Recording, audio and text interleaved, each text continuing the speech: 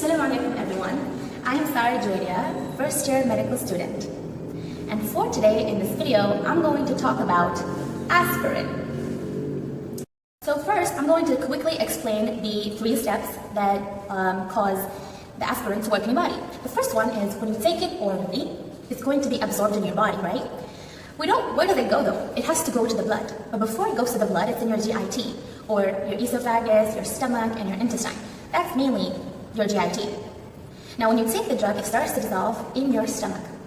After that, it goes all the way to your intestines. And remember those little villi that you learned in 7th grade? Those little tube-looking like, finger-looking like structures? Well, they're going to absorb all the aspirin molecules and give it into the blood. However, we need to keep in mind that not 100% of the aspirin you take in is going to make it to your blood. And that leads us to the next topic, which is bioavailability, or how much of the drug is in your blood at a given time. Now, when you take it orally, you have to keep in mind that a portion of it is going to be metabolized and excreted. And the main organ for doing this is the liver. But we'll get to that later.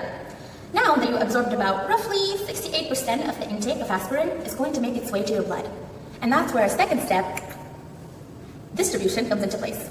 Now the aspirin is in your blood, but it doesn't know where to go. Luckily for it, there is a transport vehicle known as the albumin. The albumin will pick up the aspirin and transport it to where it needs to go. This is known as protein binding.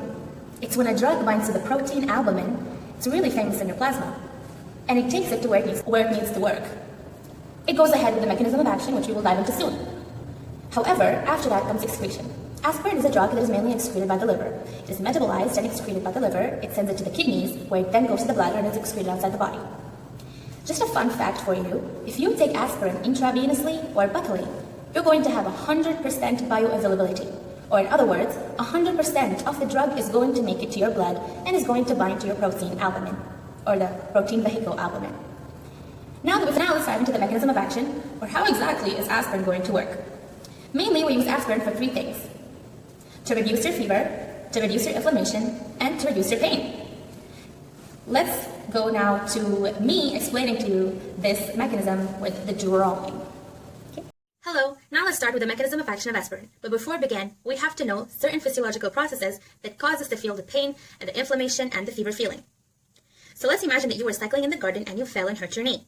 You have damaged some cells in your epidermis or further tissues. Now these cells are quite happy because they're doing just fine.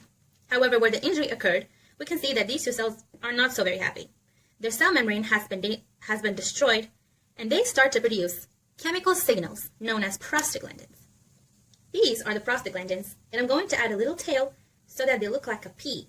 P for prostaglandin. Now, these prostaglandins are going to go all the way to your neuron. So let's draw a nice neuron here. Neuron Nancy. Okay, that's a little too friendly, but I'm trying to make it very simple to understand. These prostaglandins will then tell neuron Nancy to pass this information to the CNS. So it does so. This information is then passed to the site of injury and will cause pain. Now this is the first mechanism, how pain is caused at the site of injury. Okay, the second mechanism is really easy. The prostaglandins produced from the injured cells are going to go and call inflammatory cells to the site. Okay, so now we have inflammatory cells, we have basophils, neutrophils, whatever you want. They come to the site of injury and then they're going to cause inflammation. Alright, now one more mechanism and we finish. The third mechanism is fever.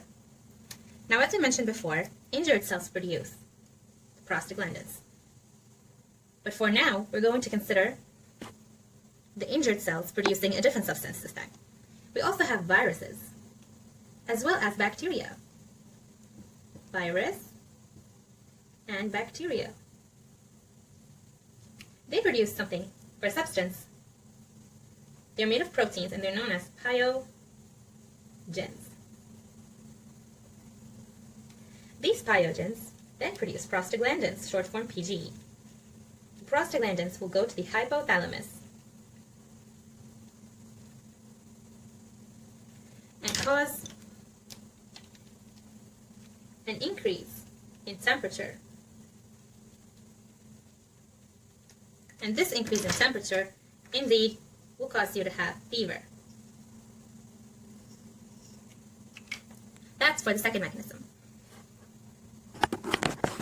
Okay, and now for the final part, we're going to talk about how these prostaglandins are made and how aspirin inhibits their production so we can have peace without fever or headache or inflammations. Alright, let's begin. Now let's consider this is a normal cell. Every cell has a phospholipid bilayer in its cell membrane, and I've zoomed it in here. These are phospho and lipids. Now from the name phospholipids, you can tell that there is fatty acids. Fatty acids. Now these fatty acids are somehow converted into prostaglandins. PG for prostaglandin. Now you may ask, how are fatty acids converted into prostaglandins just like that? Well, good thing we have COX enzyme. And COX stands for cyclooxygenase enzyme. Alright. Now, this is where our hero, aspirin, comes into play.